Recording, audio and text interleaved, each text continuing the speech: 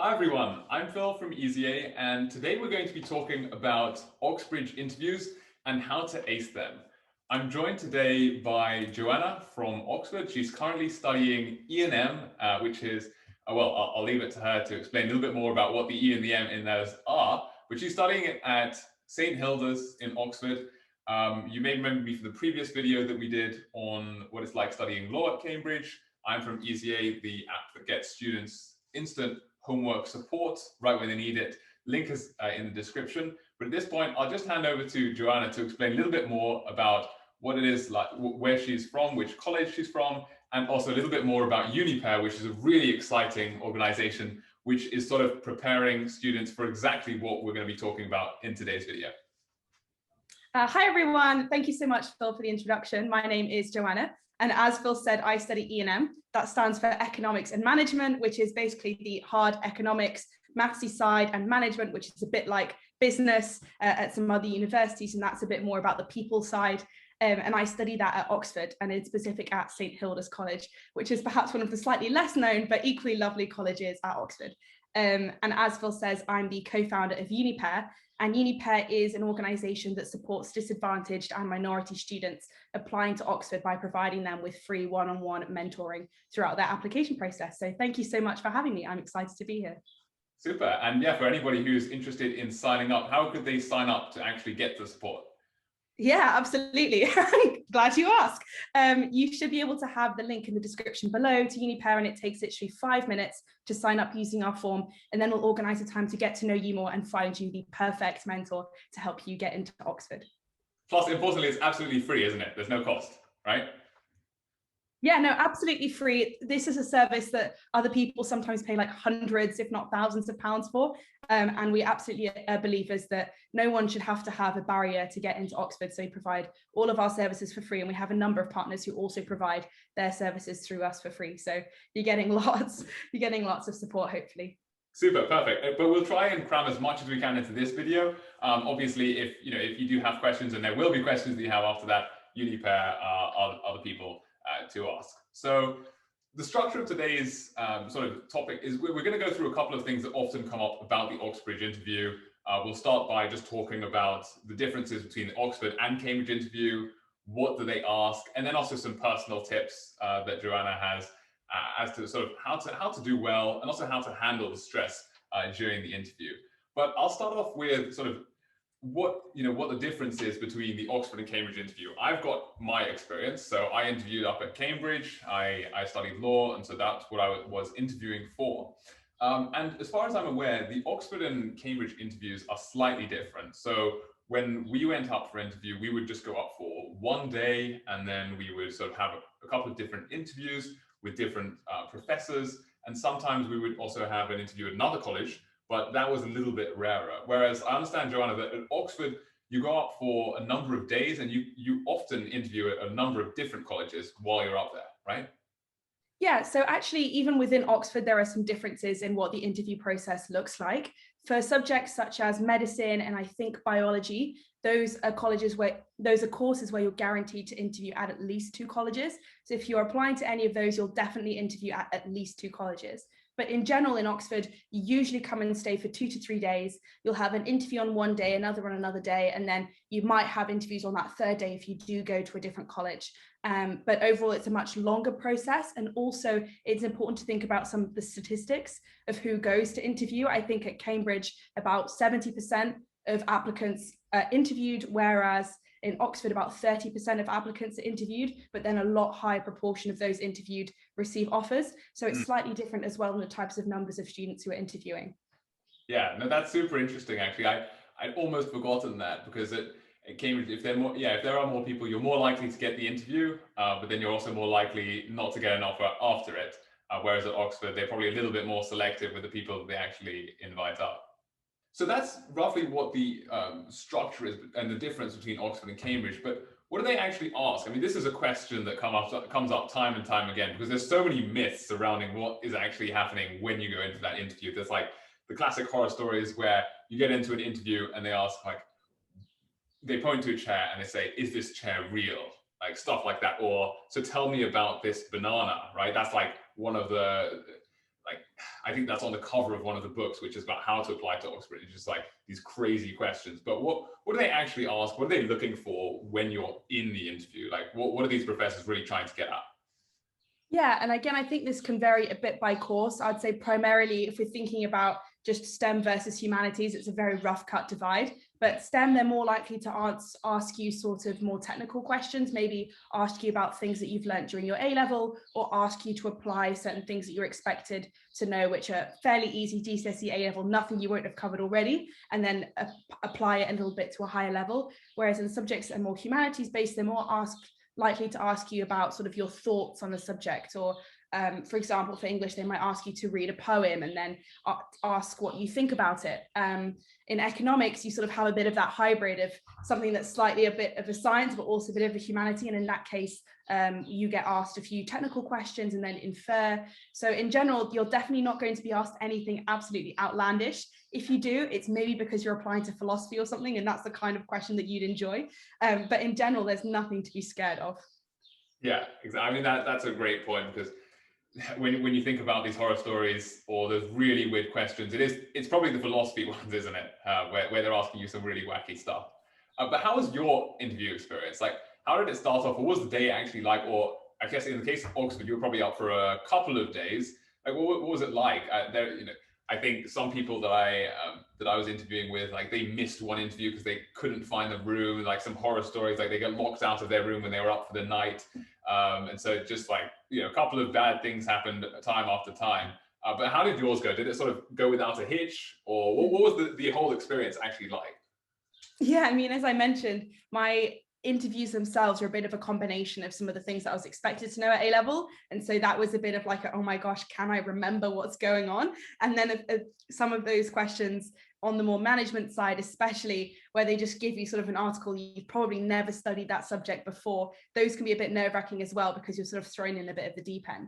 But overall, I had a really, really positive experience. I think I really enjoyed my time. Some of my friends now at university, some of my closest friends are the friends that I've made at interview, which is actually not rare. A lot of people will have a lot of friends that they've made at interview. And of course, it's important to remember that not everyone will have the same experience or want to have the same experience. I know a lot of people who are my friends now who actually during their interviews prefer to just stay in their room the whole time, reading or revising, or just, taking a break. Sometimes they had mocks during the same time from school, so they were revising. So not everyone will have the same experience. But for me, I sort of arrived in the afternoon. Got myself a hot chocolate and a brownie, and I sat in college making some friends. And I really enjoyed the Oxford food. I thought it was I'd always wanted to go to boarding school during my time, so it felt very boarding school vibes to just go and get canteen food for dinner, and had a really lovely time meeting a lot of people, as I said, who are now my really good friends. And it was definitely nerve-wracking. There were things that went wrong. My name was quite far up in the alphabet, my surname, so I was quite one of the first people to have that interview, which was a little bit scary, and the room was a bit different, and I absolutely messed up my first interview. It went so badly, but by the second one I was a lot more prepared. So this is definitely a preface as well, that you can do badly and still get in, or at least not do so badly that you don't get in. But it was a really enjoyable experience overall, and I have nothing but positive things to say about it. And just to pick into what happened in that first interview, then, like, why did it go so badly? Was it like the questions, or did you like, I don't know, like the chair you were sitting on just broke or something, like something weird? How did it actually go? What made you think, like, walking out of that, it was just like, oh, that was an absolute train wreck? Yeah, it was actually, it's a bit of a funny story, because the economics lesson before I went to interview, my economics teacher said a few years ago, I had a student apply and I just prepped this one question for her. And this is exactly what she got asked in her interview. So, for good luck, let's just go over this one question. It's sort of the only thing I can help you with. And we did this question about some different curves, in economics terms, thinking about optimal points. And in my question, I actually got it wasn't the same question, but it was something that used exactly the same technique. And I completely, I'd just gone over it, right, like the day before, and I completely missed it. I didn't see it at all. I didn't spot it. It went so wrong. I was there basically trying to do technical element, which they didn't want that from us. They're very clear in the interview to specify that you don't need to have done economics or management to apply to this course. And this will be the same for a number of other courses, especially if you're doing languages or something and it's like the beginners of that language. So if you've done that subject, great, but you're not expected or needing to apply any of those technical knowledge components. And I went in and tried exactly to apply these technical knowledge components that I wasn't supposed to be using there. And I just got very flustered. I wasn't really sure what to do. And I think I felt like I needed to have an answer straight away as soon as they asked, instead of taking some time. So it started off on a bad footing, and I then did recover it. And when I left that interview, I thought, I know exactly what I should have done, because this was exactly what I did. But I think I pulled it back enough at the end where they weren't like, okay, she knows absolutely nothing. It was all right. No, but it's so annoying, like if you go out and you're just kicking yourself. Like, did they tell you whether you were doing badly in the interview? Like, could you feel from them? It's like, they're looking at you like, oh, this Joanna, she's not doing too well, or obviously they won't tell you like bluntly outright, but will they? At least what I found when I was up at interview is they'll try and guide you, and you can sort of see when you're sort of going down the wrong track, and they'll try to get you back onto the right path. Yeah, I think that at the end of the day, you've got to remember that, well, some tutors and the very odd professor like may actually be there to try and get you to trip up. But that's the very, very, very minority of cases. And the most time they have no reason to not want you to do well. And I think you can kind of tell when you're on the first part of a question, you're not really getting anywhere, that maybe you're going down the wrong path, especially for something that requires a right answer, because you have to reach it. So if it seems like you're not getting towards an answer, they will try and steer you in the right path. Or if it's something a bit more questions based and you're not hitting on the right points, they're really, really nice as well. They'll say something like, though that's a really interesting point, but let's think about it more from this angle. And that's your cue. Like, it's a very British way of saying, let's move on, or let's try something else type of thing. But no, you can definitely tell when they're trying to steer you away from something, I think. And I think you also touched on a really important point that I think when I was told this, it was something that I just always kept in my mind. And I've always told people who are asking for tips on the interview just to do this, which is, it doesn't matter, they don't necessarily expect you to know the right answer, but what's important is you're walking them through your thought process. So it's very easy to go into the interview, you're really scared, they ask you a question and your mind hasn't necessarily gone blank, but you just don't say anything. And you spend like a solid minute or two just thinking about it. And then you say something, and chances are it's probably going to be wrong, because it's going to be a really hard question that they ask you. But the point is that they haven't seen what you were thinking about for those like 1 or 2 minutes. And so what I think is really important, just to show how brilliant you are, is to be walking through like orally your thought process. So you say, okay, well, this is the problem. Maybe I'm thinking about this, but maybe it's this, and then actually it should be that. And then you come to your conclusion, you show them how you've got there. Do you think that's sort of similar for E&M? I know it's very, this is something that really applied in the case of law. Yeah, absolutely. And I think this is like especially important for 2 reasons. Firstly, because you're giving yourself the best chance of hitting some points, because if it's a difficult question and you're sort of not going along the right lines, if you're not saying what lines you're going along, then a tutor can never help correct you and steer you in the right direction. And they can never say, okay, they didn't get the right final answer, but I can really see where they're trying. And these are some great points. So you're really like you're sort of not doing yourself any favors by not explaining to them your thought process, because you're not allowing them to see that you're a bright, intelligent young person who can go to Oxford or Cambridge. And then the second reason is actually that it's a really important learning method for when you're actually at Oxbridge. I had a tutorial yesterday, and I don't think I managed to finish half the questions on the problems that I was set. But because I was able to speak through the reasoning of how I'd gotten 1/3 of the way through this problem, it then helped my tutor to see that I put in as much effort as I possibly could, and they could see and help me, guide me to the right answer from where I'd started. So not only is it important to show them that you're clever and that you've got some right thought processes and they can help you during the interview, but also because they're looking for someone that they can teach when you're actually there at Oxford. And that's something that you will use in your tutorials at Oxford, because there will be questions you can't answer, and that's why it's really helpful as well.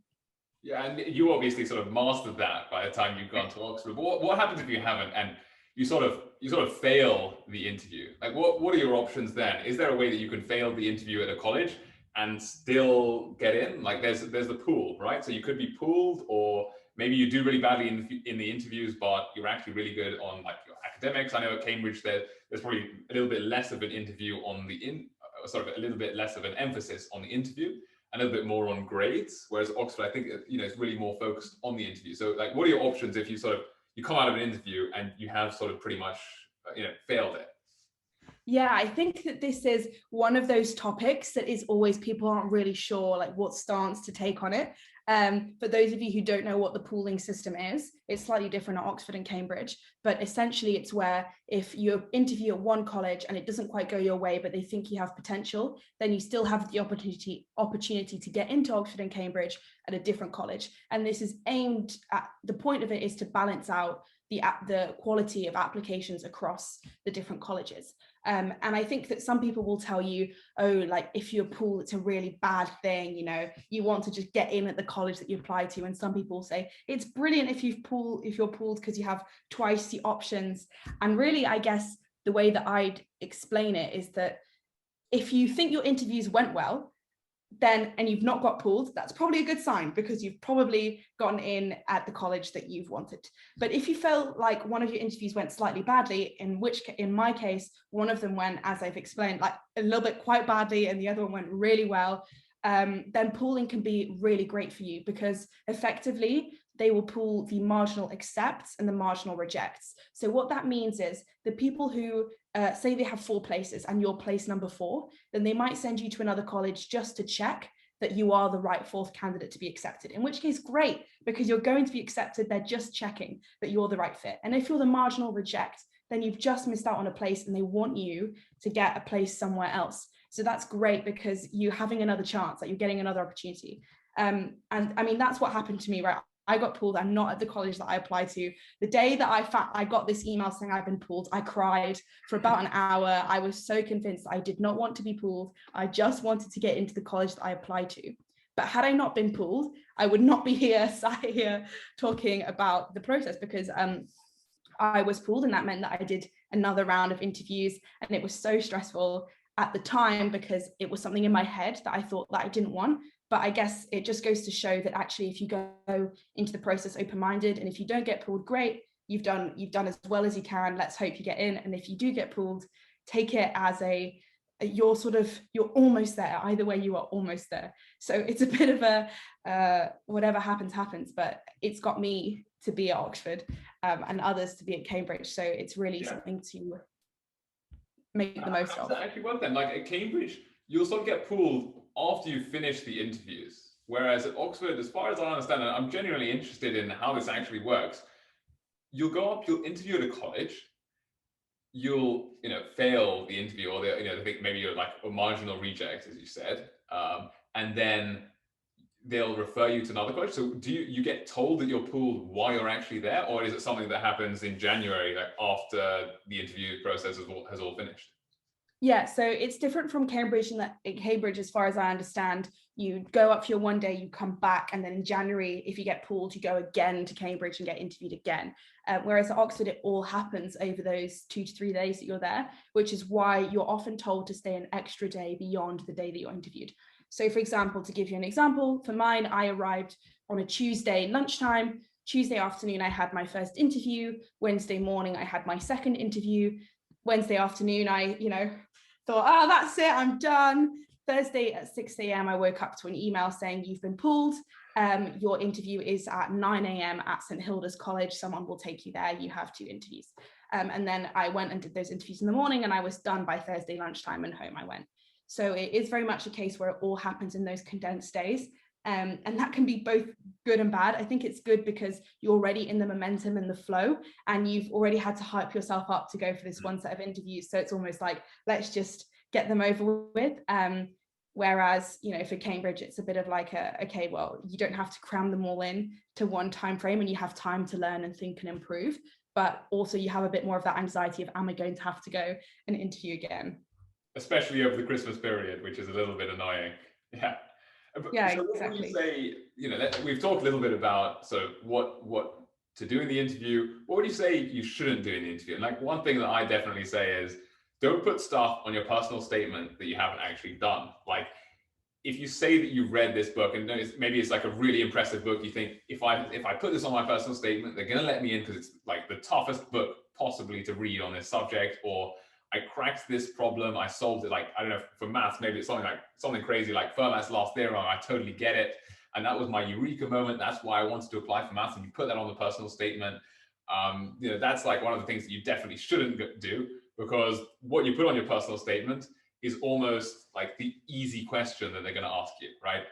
Often they won't ask you anything about the personal statement, but if they do, then they are expecting that you're going to be able to answer this really well, because everybody's sort of learned their personal statement super well. They know, okay, I put this on my personal statement, I can expect to be asked on it, and like everybody's memorized their answer to that. But so that's what I'd say, like, definitely don't put stuff on your personal statement that you actually haven't done or haven't read, because otherwise you're just going to look really stupid when you come into the interview. But yeah, what's your sort of personal take on it? What would you say, like, this is the one thing that you shouldn't do when you're actually up for interview? Yeah, I think the only caveat to what you said is if you put it down in the summer and you know that you'll have read it by interview, that's the only time when it's acceptable to put something. But even then, you're probably going to, in describing this book that you haven't read, say something really silly about it, and then actually they can tell immediately that you haven't read it. So it's always a thing to not try and do. The thing that I would say in interview to try and avoid is to pretend that you know something when you don't, which is similar a bit to what you said, but nuanced in the sense that, say that I was in my economics interview, which I was, and I was asked to draw this graph, and it was for a function, a mathematical function.